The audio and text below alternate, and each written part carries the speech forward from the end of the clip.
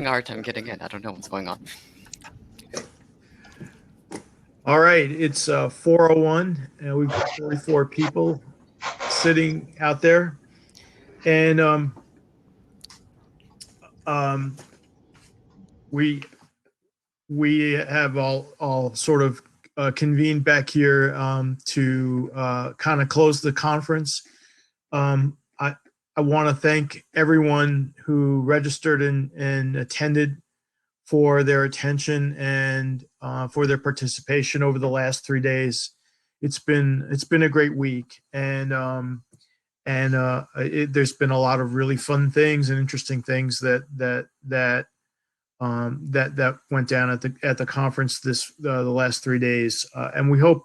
I certainly have enjoyed it, and I hope that all of you have as well. I want to first off, I want to thank all our sponsors. In the IDDRC network, Vanderbilt, Waisman, Mind Institute, WashU, and UNC Chapel Hill, as well as NICHD for the R13 grant that funds the conference. In addition, we had a very, very productive lunch yesterday with the executive committee, and I want to thank them for their work, both for the work that they provided to us in putting the program together for this conference, as well as for work that will be done as we move forward. We will be forming a subcommittee to discuss things like board membership and to decide on themes and speakers for the coming years. And we hope to communicate that information to all of you in the coming weeks and months as we go forward. The next thing is that we'd like to maintain the momentum of the conference. I'd like you to follow to continue following the Gatlinburg Conference and the Lifespan Institute on Twitter and Facebook. Please use the hashtag GatlinburgCon for future posts. And if you post about your reflections or experiences on this year's conference, that'd be great. You can also visit the Gatlinburg website at the Lifespan Institute for updates, and we will be adding recorded sessions to the website over the coming week. The pre-conference sessions from Monday are already posted at that site, and right there you can see recorded sessions are posted at gatlinburg.lsi.ku.edu, and there's the rest of it right there. So the pre-conference talks, which were absolutely great, are already up there. Also, please sign up for our newsletter for future updates, and that will include as we plan the next conference. And please do watch your email, because if you participated, we will be sending everyone getting feedback on this year's conference. So please check your email, fill it out, and send it back to us, because that feedback is going to be really important as we plan, as we evaluate how this all went, and then also to look at some content and structural issues as we move back into the next meeting. While I have everyone here, I want to also plug a conference that's highly relevant to the audience here at the Gatlinburg Conference that'll be held by the Lifespan Institute later this month. We will again be using this platform, Hopin, and so you'll already be, presumably there'll be some savings for you in terms of how to operate or navigate within it. This is our annual conference on autism across the lifespan, but you will see that the two keynote speakers, Jim Bodfish and Julie Lowndes Taylor, are part of the Gatlinburg community, and so it should be really fun.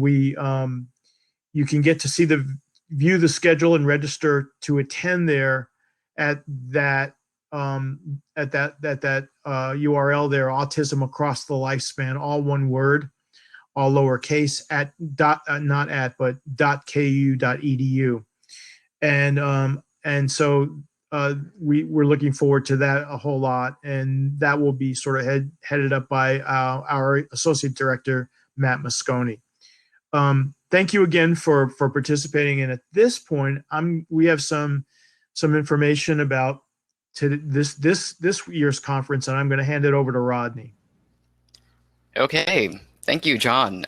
So every year, we typically report on the number of people who have attended, and this year is not any different, but we're going to compare this year to previous years. So who are all of you? And I would like to first thank Drew for putting this together with Hillary and Lisa, because the next few slides are going to be very fun. So, okay. So here you could see in this slide, since 2016, the number of people and the range is approximately 268 to 302 to 337 attendees in San Diego in 2018. And moving forward in 2020, of course, that was canceled because of the pandemic that started in the early days, and then we decided to pivot and move the conference online. And we didn't know what to expect, and we thought maybe there would be fewer people, just conference burnout, virtual conference burnout, etc. But in fact, next slide, please. What we saw was 565. So there was a dramatic increase in ticket availability. And so let's look at that breakdown. Next slide, please.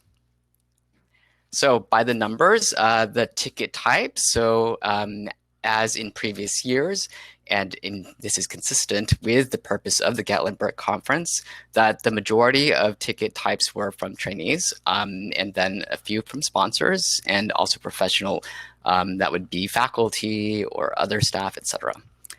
Next slide, please. So we also wanted to share data that you self-reported with us about underrepresented or historically excluded individuals here. And I think this is really timely, so thank you for putting this together very quickly, given some of the topics that we just discussed, Sujata and also Melissa, with respect to the Unite and Strive. And so you could see that 71% identified as female, and then also you could see the categories from top to bottom, that we do certainly meet the mission of diversity when it comes to the Gatlinburg Conference attendees.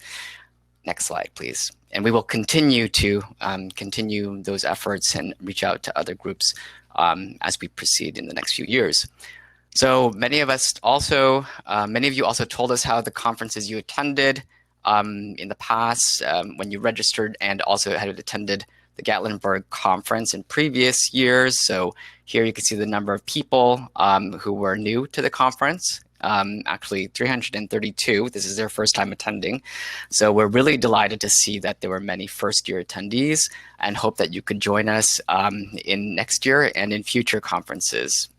And next slide, please. So, okay, here's some interesting numbers. The more senior attendees are represented in this graph. So where the y-axis is the number of conferences, and then the x-axis, the x-axis the number of conferences, and y-axis the number of people. You can see that we have between 12 people between 10 to 15 conferences, 7 between 16 to 20, 9 that have been to 21 to 30 conferences, and astonishingly 3 have been to over 30. So clap, we're all clapping virtually. So those individuals are welcome to reveal themselves in the chat if they wish. Next slide, please. Oh, I see something in the chat. Did anyone reveal? Let's see. Oh, wow, this is great. Okay. So the pros of being virtual. There are benefits to hosting an online conference. So first, the international participation. And so can we advance the slide? Here are two presenters who were able to join us internationally. So I didn't put these here. I don't have a Twitter account, but thank you very much for collecting these info. These made me laugh. So here are two presenters who were able to join us internationally, but it wasn't just them. We were joined by attendees from countries all over the world. So, okay. Oh, next slide. And now also multitasking. So another pro about online conferences is multitasking. And so here are two conference attendees who attended two conferences at once. So on the left, we have Jesse Greenlee, who is attending two different conferences. I thought that was funny. And then on the right, Claire Harrop, conferencing in 2021 seems about right. So in the foreground, you could see the conference. In the background, you could see that there appears to be a cartoon that's playing. So that was fun. And cons. So for some, it wasn't all great. So there were a few technical hiccups here and there. And although we tried our best to help make the online experience engaging and interactive, there were many ways that an online conference just doesn't align with the experience in person. So here are a few. So first, waiting in a virtual booth. Just as awkward as the real thing, question mark. A good thing or bad thing? Question mark.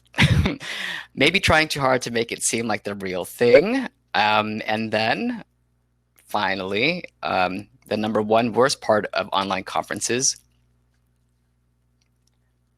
Okay. From Brian Boyd. Being forced to watch your pre-recorded session. So Brian, if you're out there, I hope you are laughing really hard because we found that online. Okay. Finally, the next slide, please. We wanted to recognize those individuals whose posters attracted the most visitors. So this I found to be very exciting. And if you go through them, you could see basically from top to bottom, posters 7, 1, 20, 33, and 12.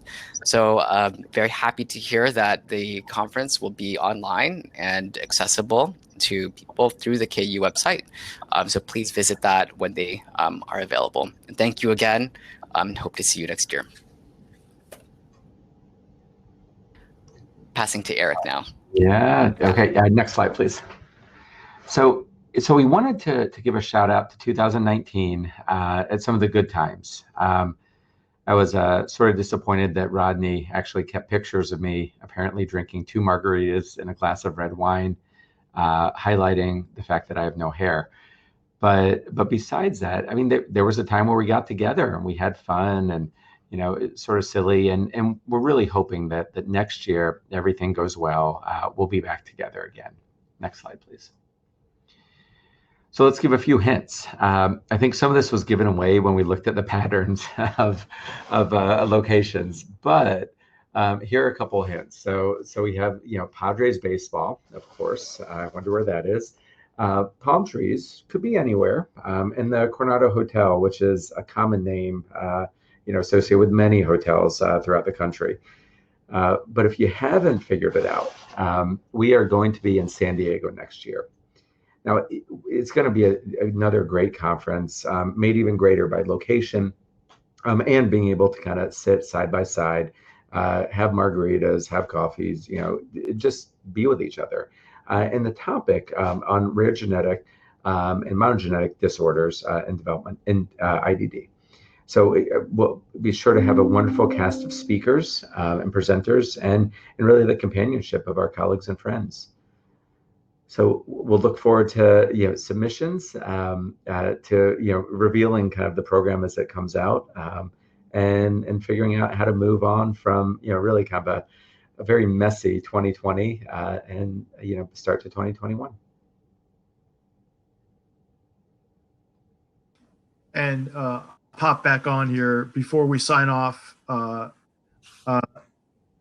Just to give my own personal thanks to Drew, to Hillary, and to Lisa for all of their dedication in getting this up and running. And they've been working really, really hard on this for a number of months prior to the conference. And I think they probably all deserve a couple of days off after the last 3 days as well. So thank you to those guys. And we'll be talking later this week. But thanks to everyone who came. I hope it was enjoyable, and we will see you next year. Travel safely out of your own basements. So take care.